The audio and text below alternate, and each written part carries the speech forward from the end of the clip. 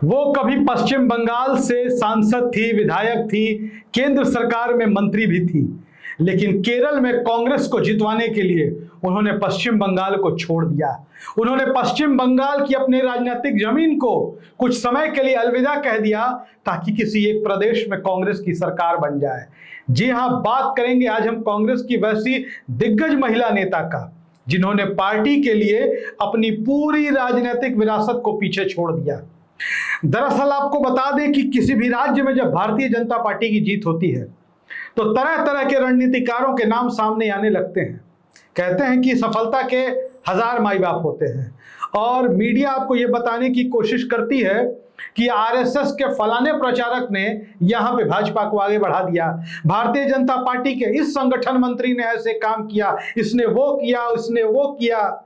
मतलब तरह तरह के किस्से कहानियां गढ़कर आपके सामने पेश कर दिया जाता है मीडिया के जरिए। गोदी मीडिया का दौर है, कई लोग आजकल इसको डॉगी मीडिया भी कह रहे हैं। हालांकि हम इन शब्दों से इत्तेफाक नहीं रखते हैं, लेकिन चूंकि देश में अभिव्यक्ति की आजादी है, लोकतांत्रिक देश है, आजाद देश है, आप भी कुछ कहने के लिए स्वतंत्र है, हम ऐसा नहीं कहते हैं। बात करेंगे कांग्रेस की एक और शेरनी दीपा दास मुंशी के बारे में।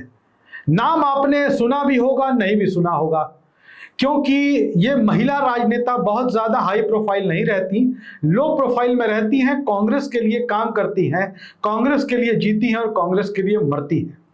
आज केरल में जो कांग्रेस को अपार बहुमत मिला है, जो जनादेश कह लें, प्रचंड जीत जो कांग्रेस को मिली है केरल में, उसमें दीपा दास मुंशी के योगदान को कहीं से भुलाया नहीं जा सकता।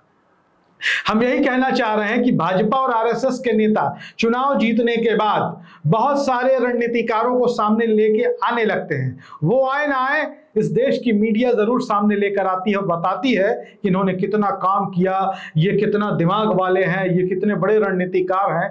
कांग्रेस ऐसा नहीं करती, लेकिन कांग्रेस को करना चाहिए। इस देश में करोड़ों की संख्या में कांग्रेस को चाहने वाले लोग हैं, कांग्रेस के भी समर्थक हैं, शुभचिंतक हैं, वोटर हैं। उनको जानना चाहिए कि कांग्रेस में कौन नेता काम कर रहा है और कौन सा नेता सिर्फ हवाई किले बना रहा है। दीपा दास मुंशी का नाम आपको जरूर जानना चाहिए। हम दीपा दास मुंशी के बारे में आपको विस्तार से पहले बता देते हैं, इनके प्रोफाइल को जानना भी बेहद जरूरी है। आज की तारीख में Deepa Das Munshi All India Congress Committee की महासचिव है, यानी कि कांग्रेस की राष्ट्रीय महासचिव है। केरल और लक्षद्वीप जैसे राज्यों की प्रभारी हैं और प्रभारी के तौर पर वहां नियमित रूप से वो काम कर रही हैं। और अगर इनके पिछले इतिहास को देखें तो एक समय में इन्होंने भवानीपुर विधानसभा सीट, जी हां, वही भवानीपुर विधानसभा सीट जहां से कभी ममता बनर्जी जीतकर बंगाल की मुख्यमंत्री बनती थी और आज भारतीय जनता पार्टी के शुभेंदु अधिकारी जहां से जीतकर मुख्यमंत्री बने हैं, उसी भवानीपुर सीट से कभी दीपा दास मुंशी का वर्चस्व हुआ करता था। 2016 के विधानसभा के चुनाव में यही भवानीपुर की सीट थी जहां से मुख्यमंत्री ममता बनर्जी चुनाव लड़ रही थी, तो कांग्रेस की तरफ से दीपा दास मुंशी उनको टक्कर दे रही थी। चुनाव नतीजों को जानेंगे आप। ममता बनर्जी को उस चुनाव में 65,000 वोट मिले। ममता बनर्जी को उस चुनाव में 65,000 वोट मिले और कांग्रेस की दीपा दास मुंशी को 41,000 वोट मिले। और भारतीय जनता पार्टी के टिकट पर चंद्र कुमार बोस लड़ रहे थे, नेताजी सुभाष चंद्र बोस के पोते, उनको मिला था 26,000 वोट। मतलब ये वो दौर था जब ममता बनर्जी की सत्ता को सीधे कांग्रेस चुनौती देती थी। और जिस तरीके से भवानीपुर के नतीजे आए, उसने ये बताया कि दीपा दास मुंशी भी बंगाल की शेरनी है जो ममता बनर्जी के मांद में घुसकर दहाड़ती है। लेकिन कांग्रेस पार्टी की राष्ट्रीय राजनीति की जो मजबूरियां रही, उसकी वजह से दीपा दास मुंशी बहुत आगे नहीं जा सकी। हालांकि आपको बता दें कि दीपा दास मुंशी 15वीं लोकसभा की सांसद भी रह चुकी हैं, लोकसभा की। पश्चिम बंगाल की रायगंज सीट से उन्होंने चुनाव जीता था और मनमोहन सिंह की सरकार में वो 2-3 सालों के लिए केंद्र में मंत्री भी रही थी। और 2006 से 2009 तक वो पश्चिम बंगाल की विधानसभा की सदस्य भी रही थी। गोलपोखर सीट से वो विधायक भी निर्वाचित हुई थी।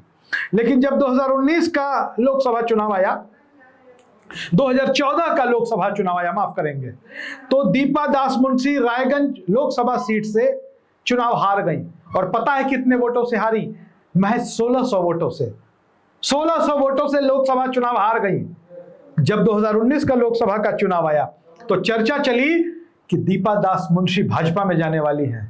वो भाजपा में कभी नहीं गई और उन्होंने डंके की चोट पर कहा, मैं जब तक हूं मैं कांग्रेस में रहूंगी, मैं किसी दूसरे दल में नहीं जाने वाली हूं। और सच में वो दूसरे दल में नहीं गई। फिर लोकसभा का भी चुनाव आया 2024 का, और 2026 का बंगाल विधानसभा चुनाव भी आया। लेकिन दीपा दास मुंशी कांग्रेस के लिए इतनी समर्पित हैं, कांग्रेस के प्रति उनका त्याग देखने को मिलता है कि उन्होंने किसी भी सीट से चुनाव नहीं लड़ा। वो पश्चिम बंगाल में मुड़कर देखने भी नहीं गई। वो धरती जो उनकी सियासी जमीन थी, जहां से उन्होंने अपने राजनीति की शुरुआत की थी, जहां से वो विधायक रही, सांसद रही, केंद्र में मंत्री रही, और वहां जब चुनाव हुए कांग्रेस अकेले चुनाव लड़ रही थी, दीपा दास मुंशी नहीं गई पश्चिम बंगाल में। ऐसे नेताओं की सराहना होनी चाहिए, तारीफ होनी चाहिए। और जो केरल का नतीजा आया वो साधारण नहीं था। कम्युनिस्ट पार्टी का गढ़ बन गया था केरल 10 सालों से, और जो जीत मिली कांग्रेस को वो 1977 के बाद का सबसे बड़ा जनादेश बताया जा रहा है केरलम, यानी केरल के इतिहास का। 102 सीटें इंडिया गठबंधन को मिली, जिसमें कांग्रेस सबसे बड़ी ताकत बनी 63 सीटों के साथ। दीपा दास मुंशी की मेहनत सिर्फ इतनी सी नहीं थी। जो लोग राजनीति को समझते हैं, जो लोग राजनीति को जानते हैं, उनको यह बात समझनी चाहिए कि एक पार्टी के प्रभारी की क्या दायित्व होती है, एक पार्टी के प्रभारी को कितना काम करना पड़ता है जमीन पर। और दीपा दास मुंशी ने वो किया। लेफ्ट के किले में घुसकर उन्होंने बूथ स्तर पर कांग्रेस के संगठन को संभाला, कांग्रेस के गठबंधन को देखा, और चुनाव प्रचार, चुनाव प्रबंधन, चुनाव नतीजे, ये सब कुछ दीपा दास मुंशी के हाथ में था। जब चुनाव के नतीजे आ गए तो मुख्यमंत्री पद को लेकर केरल में जो भसड़ मची वो सबने देखी। 11 दिनों तक कांग्रेस असमंजस में फंसी रही। राहुल गांधी, प्रियंका गांधी और मल्लिकार्जुन खड़गे को हस्तक्षेप करना पड़ा कि कौन बनेगा केरलम का मुख्यमंत्री।